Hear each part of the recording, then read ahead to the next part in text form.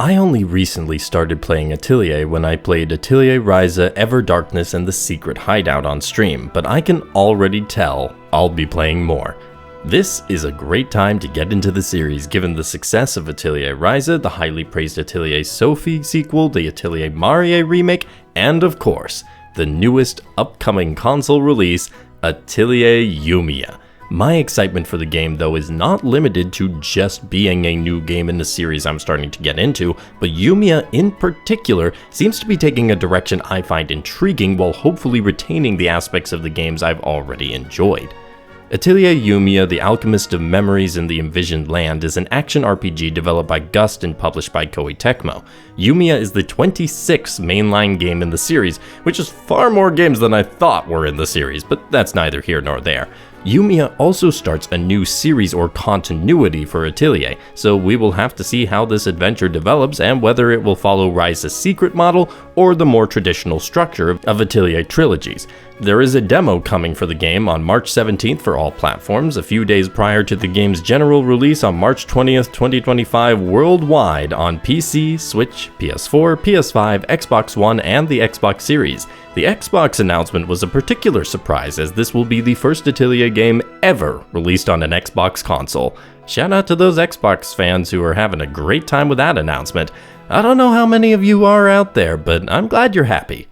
Now, Atelier Yumia has already done something with its story that I really appreciate. While the Atelier series has rightly gained a reputation for its cozy atmosphere and lower stakes adventures, that doesn't mean they aren't capable of diving into more serious topics, and Yumia is starting that right from the beginning. In the past, there was an empire that accomplished much through its alchemical power. However, the empire was destroyed in a sudden cataclysm that has led to alchemy being regarded as evil, and those who continue to practice it as reckless at best and a dangerous threat to be eliminated at worst. Yumia herself is descended from a long line of alchemists, and after losing her mother, seeks out her own path in life. Ryza also touched on the themes of both the potential dangers of unchecked alchemical power and the mistrust that can come directed to those whose work is both powerful and harder to understand. To set the whole game around themes similar to that gives Yumia a potentially very compelling story to follow. I could see Yumia's journey paralleling some of the great witchcraft or general magic tales in lands where the people feel threatened by those witches or mages. On top of that, the more serious tone from the initial trailers could serve Yumia well in distinguishing it with the other games in the series. I'm certainly excited to see how it plays out, and I hope the rest of the cast leave a good impression as well. Thus far, I don't feel like they've had enough in the trailers to say one way or the other, but Yumia, I'm very intrigued by. As for gameplay, there is a significant emphasis placed on exploration and travel from what I've seen in the trailers.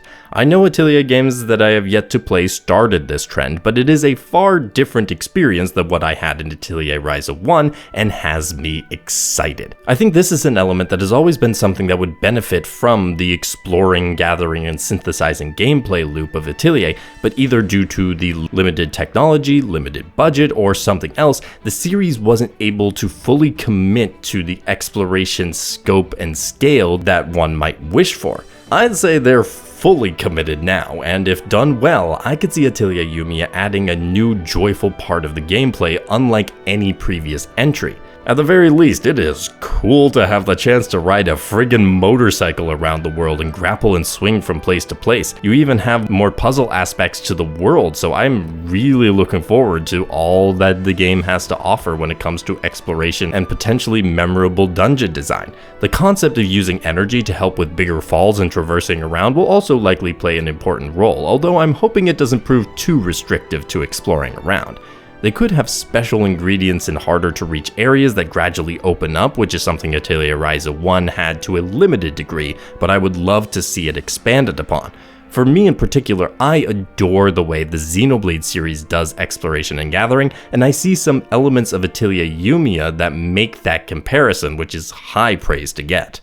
What also has me intrigued is the new updates to the combat gameplay. Yumia departs even further from the series' turn-based roots to a more active system with some new twists that I'm excited to see in action. Yumia's biggest twist is having your characters use different abilities depending on range, thus adding a new layer to the battle strategy of when you're going to go for your longer range abilities or your up-close and personal abilities. It also looks like there's opportunities to swap characters and get additional boosts and attacks in. It seems to me to be a blend of the ability choosing and positioning aspects of Xenoblade mixed with some of the quick swaps of characters or engaging with particular abilities that you can get in certain Tales entries. Overall, it's a system that has a lot of fun aspects, it looks like, on the player side of things. The real test is going to be seeing it in action and how they balance it versus enemies. Can we get some creative battles and challenges that can push our battle experience, or will it be more dependent on our equipment? It's alright if it's the latter, but I would love to see the former instead of the answer as it usually has been in Ateliers in the past, where it's all about the crafting. I'm hoping this time it's just mostly about the crafting. Speaking of, I'm more than prepared for more synthesis and crafting. While the system does update with each new game, the core elements of collecting ingredients from battle or during exploration and using them to create new powerful items is great for the series. There is no reason to mess with that formula too much, but I'm still looking forward to seeing Yumia's unique take on the series staple. I derived a lot of enjoyment out of synthesis, especially once I had a greater variety of items and a stronger understanding of the system. I anticipate that feeling will carry over to Yumia when I get the chance to play that game. I also may engage more with the automatic synthesis option than I did in Ryza, which I'm glad is in the game considering just how much time can be spent synthesizing. That might be the reason why that part of the gameplay tends to be the most optimized when it comes to user experience. It is very important and thus has gotten a lot of focus from the developers over the years. Some other new features to get excited about are the camping, allowing for more character interactions and food-related boosts to the characters, and building. It's the building part that I'm most excited for because of course I want to build my own base in Atelier, although it doesn't seem like it's limited to just the one building and you could pretty much build a town up from scratch. This goes for not just the exterior of the buildings but the interior as well.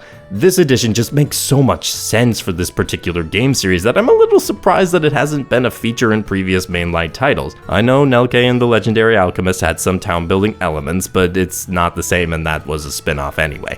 It seems to me that Atelier Yumia is going to be jam-packed with content on every front to make fans happy, and I'm looking forward to some of the monstrosities everyone builds with these features. What I'm also seeing people very excited about is Atelier Yumia's presentation. The environments are only getting more and more gorgeous from game to game, and Yumia is another level up for the series. As for character designs, I'd say Yumia's design is top tier, which should be expected given her status as the main character, but there's also some really solid additional designs from other party members and characters who appear to be the antagonists for this game. I'm interested to see how, with the increase in visual fidelity and scope of the presentation, that will impact certain console versions of the game, especially the Switch port. But at least from the footage from the Switch port I've seen so far, I've actually been impressed by how it looks, and the transitions between battle and field are the smoothest they've ever been.